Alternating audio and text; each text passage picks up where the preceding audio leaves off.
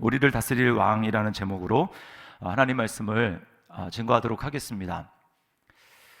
자식 이기는 부모가 없다라는 말을 우리가 알고 있습니다. 그렇죠? 여러분이 다 경험해 봤을 겁니다. 자식이 아무리 부모를 사랑한다고 해도 부모가 자식을 사랑하는 것만큼 사랑할 수는 없어요. 그래서 더 많이 사랑하는 부모가 자식에게 질 수밖에 없는 겁니다. 최근에 이제 저희 부부가 우리 딸 아영이에게 졌습니다.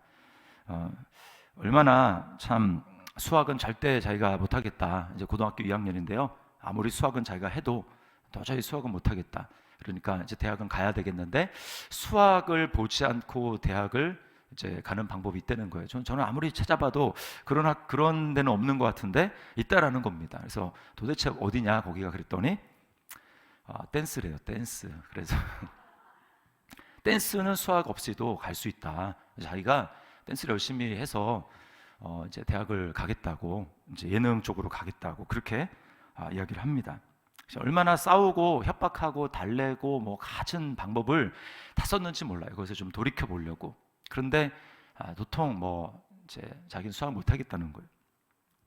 근데 지금 이제 안 들어주면 두고두고 이제 부모를 원망할까봐 이제 줘줬습니다. 보내줬어요. 다니던 학원을 끊고 댄스 학원만 열심히 다니고 있습니다. 얼마나 요즘에 뭐 좋아하는지 몰라요. 그냥 주님 오신 것 같아요. 그냥 너무나 행복하게 해피하게 그렇게 살아가고 있습니다. 자, 근데 어쩔 수 없이 그거를 허락해 주기는 했지만 그게 썩 이렇게 마음에 내키지는 않습니다. 그러니까 허락을 해줬지만 그게 곧 옳다라고 하는 것을 증명하는 것은 아닌 거예요. 하나님도 마찬가지입니다. 이스라엘 백성이 오늘 이제 왕을 세운 것에 대해서 굉장히 그들이 기뻐하고 있습니다. 이제 8장에서 이스라엘 백성들이 사무엘에게 우리에게 왕을 세워달라. 우리도 다른 나라들처럼 이방 나라들처럼 눈에 보이는 인간 왕이 있어야 되겠다라고 이야기를 합니다. 사무엘의 그 말을 듣고 너무나 마음이 상했어요. 왜냐하면 사무엘은 하나님과 굉장히 친밀한 그 선지자 아닙니까? 사사이기도 하고 선지자이기도 하고 제사장이기도 합니다. 그러니까 이 말을 하나님이 들으시고 어떤 마음을 가지셨을지 이렇게 너무 잘하는 거예요. 그러니까 마음이 아픕니다. 그리고 기뻐하지 않았어요. 하나님께 이제 이야기를 했고 하나님은 사무엘에게 정말 저 백성들이 잘 몰라서 그렇다. 그러니까 도대체 왕을 세우면 어떤 일이 있는지, 왕을 세운다라는 것이 도대체 어떤 의미인지 겉으로 드러나는 것만 보고 우리도 왕이 있었으면 좋겠다라고 생각하지 말고 좀 그 구체적인 내용을 알려주라. 그래서 왕을 세우면 너희의 재산을 빼앗을 것이고 임의로 너희를 착취할 것이고 결국은 너희가 그 왕의 종이 되는 거다라고 하는 것을 이제 경고를 했습니다. 그런데도 막무가내였어요. 하나님이 사랑으로 설득하시는데 끝까지 고집을 부립니다. 아닙니다. 우리도 이방 나라들처럼 왕이 있어야겠습니다 라고 왕을 결국은 요구했고 그렇게 해서 세운 왕이 사울입니다. 사울이라는 뜻은 구하다라는 거예요. 너희 구했지? 내가 너희 구한 왕 줄게 라고 해서 준 왕이 사울, 구한 왕이라는 뜻이에요. 자, 그리고 사울 왕을 앞세워서 어떤 일이 일어났습니까? 지금 첫 번째 전쟁 암몬이 쳐들어왔는데 이 암몬을 아주 대파하는 큰 승리를 거두었습니다. 그러니까 여러분 얼마나 의기양양하겠습니까? 자기들이 원하는 대로 왕을 세웠어요. 그리고 첫 번째 전쟁했는데 대승을 거두었습니다. 그러니까 이스라엘 백성들이 무슨 생각을 할까요? 거봐라, 진작 왕을 세웠어야 된다. 우리에게 인간 왕이 있어도 이렇게 전쟁에서 승리할 수 있지 않느냐? 이것은 하나님이 이렇게 대승을 주신 것은 하나님이 우리를 축복하시는 거야 라고 생각을 했습니다. 여러분 정말 이스라엘 백성들이 왕을 세우는 것을 하나님이 축복했기 때문에 그들이 전쟁을 이긴 것일까요? 결과가 좋으면 과정도 다 미화될 수 있는 것일까요? 그렇지가 않습니다. 오늘 본문은 그게 아니라는 걸 분명히 보여줍니다. 사무엘 선지자는 지금 승리의 감격에 도취되어 있고 왕을 세운 그 감격에 도취되어 있는 이스라엘 백성들을 지금 법정에 세우고 고발을 합니다. 유죄 판결을 내리는 거예요. 먼저 자신의 결백을 입증합니다. 자신의 결백을 변론해요. 증인은 하나님과 기름 부음을 받은 왕 사울입니다. 3절을 보세요. 3절 이렇게 얘기합니다. 내가 여기 있나니 여호와 앞과 그의 기름 부음을 받은 자 앞에서 내게 대하여 증언하라. 내가 누구의 소를 빼앗았느냐? 누구의 나귀를 빼앗았느냐? 누구를 속였느냐? 누구를 압제하였느냐? 내 눈을 흐리게 하는 뇌물을 누구의 손에서 받았느냐? 그리하였으면 내가 그것을 너희에게 갚으리라. 자, 내가 누구에게로부터 빼앗은 것이 있느냐? 누구를 속인 일이 있느냐? 아니면 누구를 압제한 일이 있느냐? 이건 다 사실 이방 왕들이 하는 일이거든요. 그런 일이 있느냐? 그랬더니 그들이 뭐라고 합니까? 그런 일이 없습니다. 속이지도 않았고 압제하지도 않고 우리에게서 어떤 것도 착취한 일이 없습니다.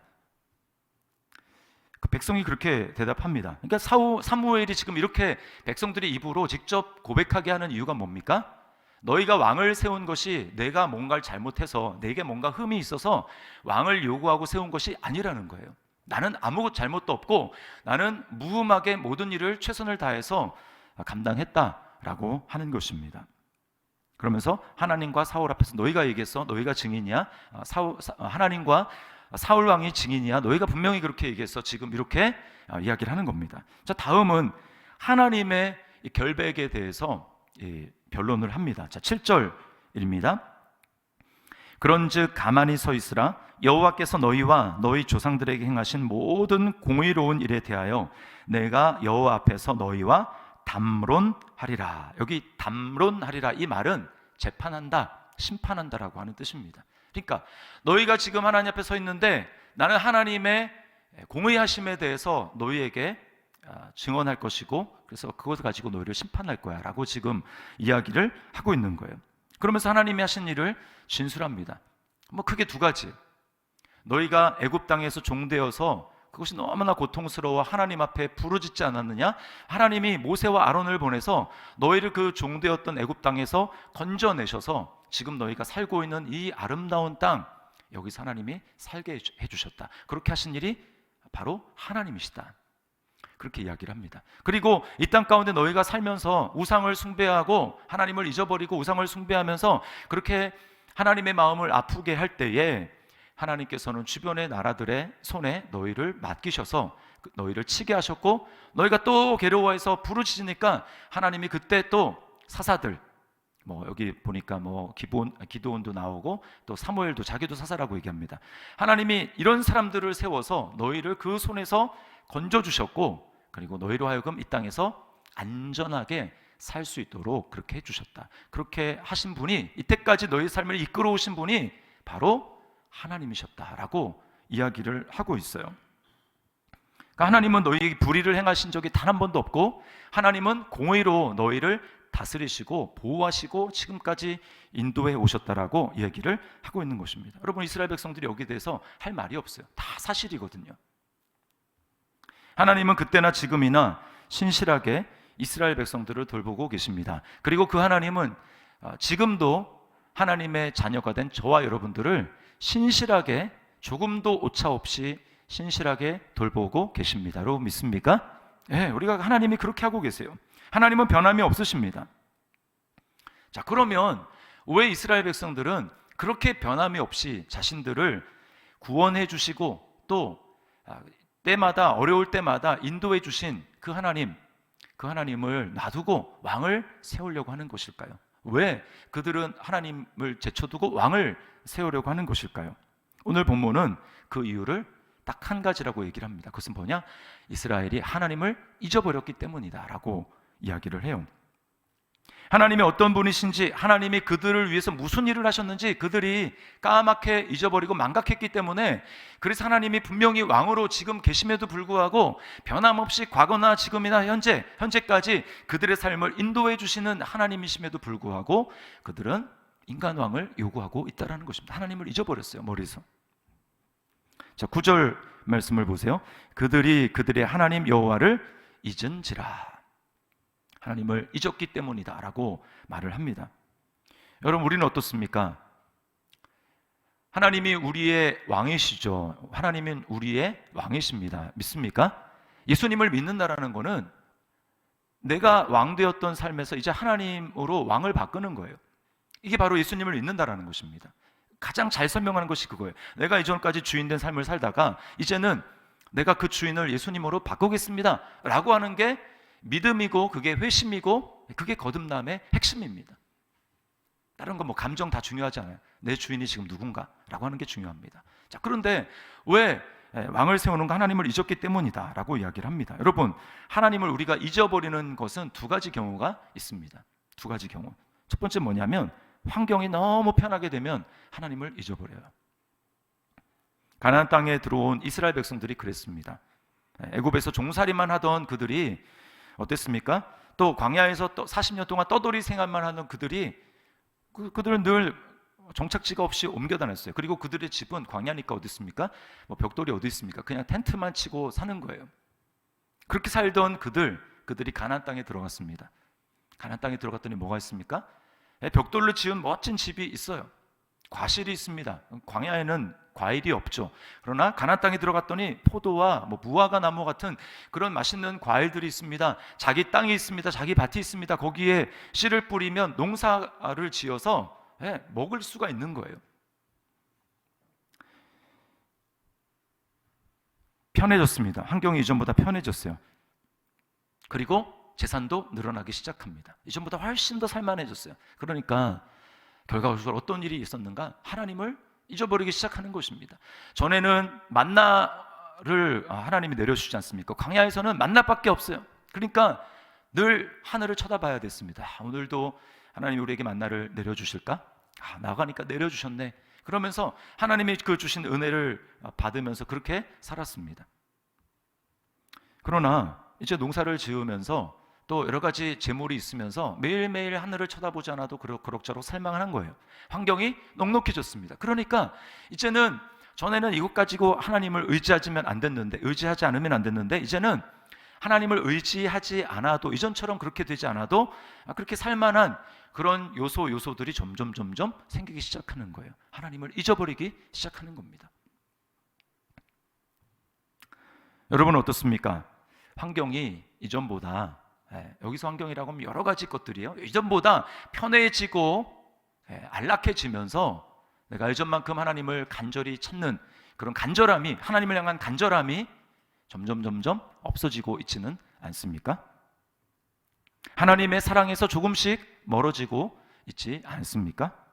내가 전에는 주님을 뜨겁게 사랑하는 마음으로 열정을 가지고 주님 앞에 헌신하고 그것을 기쁨을 하고 별로 힘들어하지 않는데 요즘에는 뭔가 헌신해야 되고 내 삶을 하나님 앞에 드려야 된다라고 하면 움츠러들고 그것을 힘들어하고 있지는 않습니까? 환경이 편해지면 그럴 수 있다라는 거예요. 자, 두 번째, 언제 하나님을 잊을 수 있는가? 갑자기 두려움이 확 몰려와서 그 두려움에 사로잡히게 될 때 우리는 하나님을 잊어버릴 수가 있습니다. 오늘 이스라엘 백성들이 그랬어요. 갑자기 암몬이라고 하는 그 군대가 이렇게 쳐들어오자 그들은 그 환경, 그들을 압제하고 있는, 그들을 막 삼킬 것 같은 그런 두려움 속에서 완전히 그 두려움에 사로잡혔고 그들은 잠시 동안 하나님을 잊었습니다. 환경만 눈에 들어온 거예요. 자, 12절 말씀을 보십시오. 이렇게 얘기합니다. 사무엘이 이렇게 얘기해요. 너희가 암몬 자손의 왕 나하스가 너희를 치러 옴을 보고, 이렇게 얘기합니다. 치러 옴을 보고 그들은 그 두려움에 사로잡히게 된 거예요. 야, 여기서 내가 망하진 않을까, 내 삶이 끝나진 않을까라고 하는 이 두려움이 확 몰려오면서 잠시 동안 하나님을 시야에서 놓쳐버리고 잊어버렸다라는 겁니다. 열왕기상에 나오는 엘리야 선지자가 그랬어요. 여러분 엘리야 기억하시죠? 누구보다 믿음이 충만한 사람 아닙니까? 불의 선지자, 기도해서 하늘에서 비를 내리지 않고 또 다시 기도하면 비도 내리고 그리고 하늘에서 불도 내릴 수 있는 그런 선지자였습니다. 얼마나 믿음이 충만했습니까? 1대 450으로 1대 850으로 바알 선지자들 또 아세라 선지자들과 싸웠고 그 바알 선지자들에게서 이겨서 450명의 목을 다 뱄어요. 그랬는데 어떻게 합니까? 전혀 이세벨은 변하지 않았고 이세벨이 협박을 하죠. 너가 죽인 저 바알의 선지자들처럼 내일 이맘때 내가 너를 죽이지 않으면 신들이 내 위에 벌 위에 벌을 내리기를 바란다. 이렇게 이야기를 했습니다. 그 조금도 자기도 마찬가지지만 이세벨도 조금도 주눅들지 않고 협박하는 그 모습 앞에 이 엘리야가 순간 두려움에 사로잡히게 된 거예요. 그래서 어떻게 합니까? 그 사명을 감당해야 되는데 도망해요. 도망. 열왕기상 19장 3절 말씀 우리 같이 한번 읽어보겠습니다. 시작. 그가 이 형편을 보고 일어나 자기의 생명을 위해 도망하여 유다에 속한 브엘세바에 이르러 자기의 사환을 그곳에 머물게 하고, 네, 자기 생명을 위해서 도망했다고 하는데 그 이유가 뭡니까? 그가 이 형편을 보고. 전에는 그가 하나님의 말씀을 보았습니다. 그가 하나님 여호와를 바라보았습니다. 그러나 이제는 뭘 본 거예요? 하나님을 바라본 게 아니라 지금 자신을 위협하고 있는 그 상황을 본 것입니다. 그 상황에 압도된 거예요. 그러자 하나님을 잊어버린 것입니다. 여러분, 우리는 환경을 바라볼 때 하나님을 잊어버리게 돼요. 그 환경이 너무 편해서 그 편한 환경이 내게 계속된 나를 보호해주는 울타리가 되어주지 않을까, 내 삶을 안전하게 지켜주지 않을까 그렇게 생각하든, 아니면 그 환경이 너무나 나를 압박해 와서 두려움에 사로잡히게 되어서 이제 내 삶은 끝장이구나 라고 생각해서 그 환경 때문에 두려움에 사로잡히든지, 우리는 속는 것입니다. 여러분, 마귀가 하는 일이 그렇기 때문에 환경을 가지고 우리를 하나님으로부터 시선을 빼앗는 것입니다.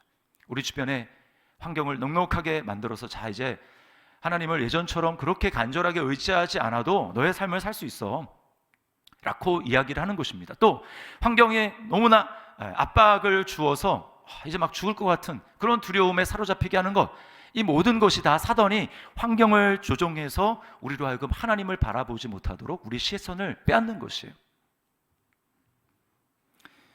결국 하나님을 잊어버리게 되면 우리는 어떤 일을 하게 되냐면, 하나님을 잊어버렸기 때문에 우리는 하나님을 왕으로 섬기는 것이 아니라 하나님을 그 왕자에서 몰아내게 됩니다. 이게 오늘 이스라엘 백성들이 한 일이에요. 자, 12절을 다시 보세요. 너희가 암몬 자손의 왕 나하스가 너희를 치러 옴을 보고, 자, 봤습니다. 환경을 보고 너희 하나님 여호와께서는 너희의 왕이 되심에도 불구하고, 이건 변함없는 사실 아닙니까? 불구하고 너희가 내게 이르기를 아니라 우리를 다스릴 왕이 있어야 하겠다 하였도다. 그들이 환경 가운데 사로잡히니까 그들은 하나님이 여전히 그들에게 살아계시고 왕이 되심에도 불구하고 그들은 하나님을 잊어버리고 왕을 세우기를 원했다라는 것입니다. 여러분, 이스라엘 백성들이 이 왕을 구하는 이 문제, 하나님이 허락해 주셨지만, 마지못해 허락을 해 주셨지만, 이게 얼마나 큰 죄인지 그들은 몰랐어요. 여러분, 잘 보십시오. 지금 뭐라고 얘기합니까? 여호와께서는 너희의 왕이 되심에도 불구하고. 이 말은 지금 하나님이 버젓이 보좌에 왕으로 좌정하고 앉아 계신다라는 뜻입니다. 하나님이 지금 보좌 위에 왕으로 좌정하고 앉아 있어요. 그 하나님이 만약에 눈에 보인다면 어떻게 해야 되겠습니까? 왕 앞에 다 엎드려야 됩니다. 다 엎드려야 되죠. 그 왕이 있는데 그 왕 앞에 머리를 뻣뻣하게 들고 있다? 여러분, 이것은 그냥 바로 처벌 대상입니다. 처벌 대상. 근데 왕이 지금 보좌에서, 너희 하나님 여호와가 왕이 되셨어도 지금 보좌에 앉아서 분명히 하나님이 왕으로 좌정하고 계시고 통치하고 계심에도 불구하고 이스라엘 백성들은 뻣뻣하게 머리를 다 세우고 그 앞에 엎드리는 것이 아니라 다 세우고, 어떻습니까? 하나님께 등을 보이며 지금 다른 왕을 세워달라고 이야기를 하고 있는 거예요. 여러분, 보통 요즘에 이 패싱이라는 말을 많이 쓰죠. 패싱. 무슨 코리아 패싱, 무슨 패싱, 이 말이 뭡니까? 쉽게 좀 이렇게 상스러운 말을 쓰자면 개모시 당했다라는 거죠. 개모시. 있는데, 분명히 있는데도 불구하고 패스, 이 말이 뭡니까? 투명 인간 취급한다라는 거죠. 지금 이스라엘 백성들이 하나님 앞에 하고 있는 게 갓 패싱입니다. 하나님을 패스해 버린 거예요. 하나님이 백성으로부터 왕따를 당하셨습니다. 여러분, 이것은 명백한 하나님에 대한 도전이고 하나님에 대한 반역이에요.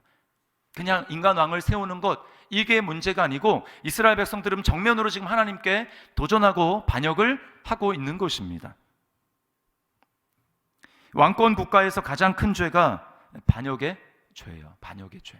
그래서 제가 요즘에는 이제 왕권 국가 아닌 나라들, 우리나라 같은 경우에는 내란죄라고 하죠. 그러니까 어쨌든 반역의 죄든 내란죄든 공통점은 뭐냐면 이 죄는 용서가 안 된다라는 겁니다. 용서가 안 돼요. 나라의 질서를 유지시키기 위해서 무조건 사용을 해야 합니다.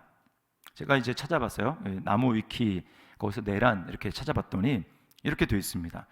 역적은 무조건 사용인데 일반 가담자도 사건 당시 미성년자거나 단순 가담자들도 사용이고, 주도자는 거열형을 당하거나, 이 거열형이라는 거는 이렇게 사지를 찢는, 이렇게 당겨가 가지고 찢는 그 형벌입니다. 거열형을 당하거나 참수형을 당한다고 쳐도 시신이 온전하지 못했다. 사망한 경우에는 부관참시. 그럼 부관참시 아시죠? 이미 죽었어요. 그러면 무덤을 파헤쳐서 그 시신을 훼손하는 겁니다. 이 일이 바로 누구에게 해당되는 일인가? 반역에 가담한 사람, 그 반역에 가담한 사람이 바로 이런 일을 당하는 거예요. 여러분, 그러니까 우리가 바로 그런 사람이라는 것입니다. 저와 여러분은 하나님을 잊은 적이 없습니까? 우리도 환경이 편안해지면 이전처럼 하나님을 섬기곤 하지 않고 우리 시야에서 하나님을 놓쳐버리고 하나님을 잊어버립니다.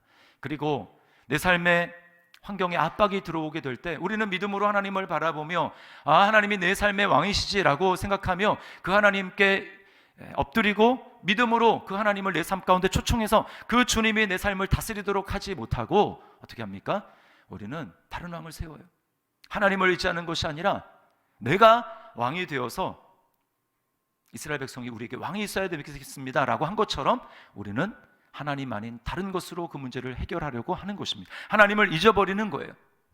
저와 여러분들은 이스라엘 백성들과 똑같이 하나님을 반역하는 죄에 지금도 가담을 하고 있습니다. 여러분이 만약에 왕이라면 자신에 대해서 도전하고 자신의 왕권을 인정하지 않는 그런 백성들이 정말 앞에 대놓고 완전히 그 사람들이 다 하나같이 일제히 우리는 당신을 왕으로 인정할 수 없습니다 라고 이야기를 한다면 여러분 어떨까요? 기분이 어떨까요? 매우 불쾌하고 화가 날 것입니다. 모든 권력을 다 가지고 있어요. 저들을 다 없앨 수 있는 힘과 능력이 있습니다. 그런데 저렇게 도전을 한다? 어떨까요? 기분이 너무 나쁘고 분노가 솟구쳐 오르는 거예요. 여러분, 하나님이 이스라엘 백성들이 그렇게 행하시는 모습을 보고 여러분 분노하고 진노하지 않으셨을까요? 하나님은 진노하셨습니다. 그래서 사무엘을 통해서 너희가 왕을 구한 것이 얼마나 큰 죄인지를 알게 하셨어요. 그 결과 18절에 이렇게 나옵니다.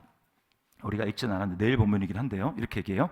이에 사무엘이 여호와께 아뢰매, 그러니까 왕을 구한 것이 얼마나 큰 죄인지 내가 알게 하겠다라고 한 다음에 사무엘이 하나님께 아뢰습니다. 기도했습니다. 그랬더니 어떻게 합니까? 여호와께서 그날에 우레와 비를 보내시니 모든 백성이 여호와와 사무엘을 크게 두려워하니라. 자, 우레가 뭡니까? 천둥이죠. 자, 하나님이 얼마나 이것이 큰 죄인지, 하나님이 얼마나 마음이 상하셨는지 내가 보여줄게라고 하면서 하나님이 하신 게 뭐예요? 천둥과 비를 보내셨다라는 거예요. 왜 제가 이 말씀을 묵상하면서 이거 정말 말도 안 되는 것 아닌가라는 생각을 했습니다. 반역인데 천둥과 비가 전부였어요. 만약에 진짜 그들이 반역에 합당한 처벌을 받으려면 어떻게 해야 됩니까? 천둥과 비가 아니라 그들 각자에게 벼락이 내려야 되는 겁니다. 벼락이 내려서 다 맞아서 죽어야 되는 거예요. 어떻게 하나님은 이런 모욕을 당하시고 참으실 수 있습니까? 어떻게 천둥과 비로 끝내실 수가 있습니까? 그 이유는 이스라엘 백성들이 구했던 사울 왕이 아니라 하나님이 스스로 세우신 천년 이후에 올 그 왕 때문에 그렇습니다. 그 왕은 이스라엘이 구한 왕이 아니라 하나님이 세우신 왕이에요. 그 왕은 하나님이 이스라엘 백성들에게 요구했던 그 모든 요구를 만족시키셨어요. 자, 자막은 준비 안 됐는데 14절 15절에 보십시오. 왕을 세워도 하나님의 요구는 전혀 변하지가 않습니다. 자, 14절을 보세요. 너희가 만일 여호와를 경외하여 그를 섬기며 그의 목소리를 듣고 여호와의 명령을 거역하지 아니하며 또 너희와 너희를 다스리는 왕이 너희 하나님 여호와를 따르면 좋겠지만은 너희와 너희를 다스리는 왕이 너희 하나님 여호와를 따르면 좋겠지만은 15절 너희가 만일 여호와의 목소리를 듣지 아니하고 여호와의 명령을 거역하면 여호와의 손이 너희의 조상들을 치신 것 같이 너희를 치실 것이라. 하나님의 요구는 분명했습니다. 변하지 않았어요. 그러나 이스라엘 백성들은 하나님을 따르지 않았죠. 그러나 천년 후에 오실 하나님이 세우신 왕, 그 왕은 어떻게 했습니까?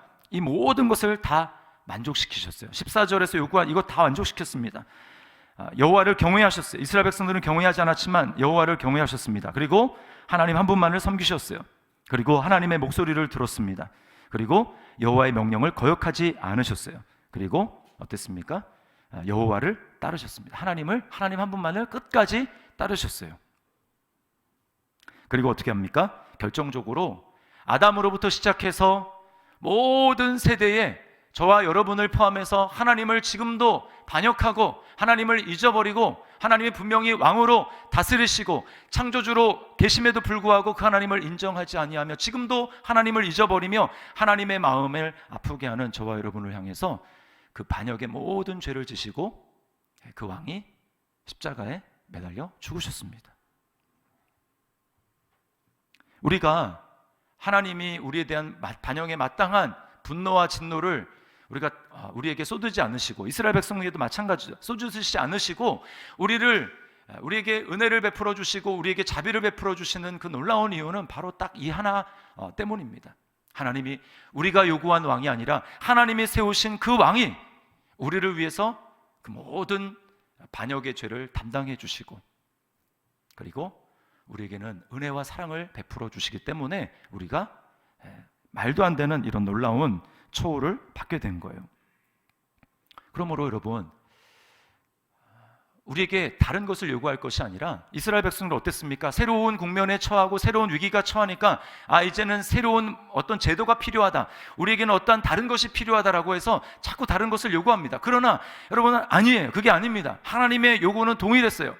다른 것을 추구할 것이 아니고 너희가 행해야 될 것은 나에게 복종하는 것이며 나에게 순종하는 것이다 라고 하는 것입니다. 여러분, 우리에게도 마찬가지입니다. 우리 삶 가운데 여러 삶의 어려운 국면들이 정말 그때그때마다 새롭게 찾아오지 않습니까? 그때마다 사람들은 요구해요. 이럴 때는 새로운 시스템, 이러한 시스템이 있어야 됩니다. 이러한 제도가 있어야 됩니다. 또 새로운 이런 인물이 필요합니다. 물론 다 맞는 말일 수 있습니다. 그러나 정말 하나님이 우리에게 원하시는 것은 무엇입니까? 그것은 변치 않는 거예요. 너희가 나에게 순종하느냐? 너희가 나에게 순종하느냐? 하나님 우리에게 이 순종을 요구하신다라는 것입니다. 우리는 자꾸 잊어버려요. 그러나 하나님은 우리에게 깨닫게 하십니다. 그래서 우리에게 주신 일이 무엇입니까? 우리에게 주신 것이 바로 성령님이시죠.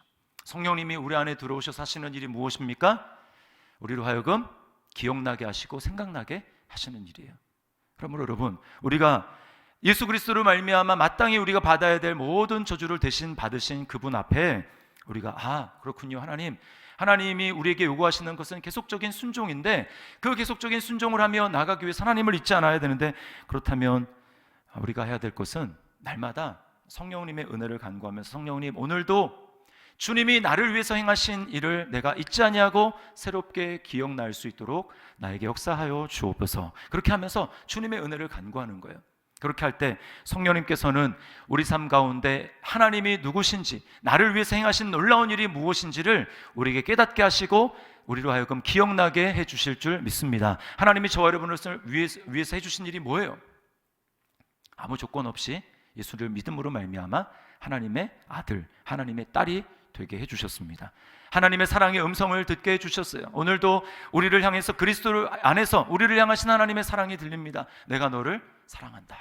내가 너와 함께한다. 내가 너를 떠나지 않는다 라고 말씀을 하고 계십니다. 여러분, 그렇게 말씀하시는데, 그리고 사람들은 이 땅의 것만 바라보고 살아가지만 우리는 하나님이 우리에게 눈을 열어주셔서 영원한 하나님의 나라를 보게 하십니다.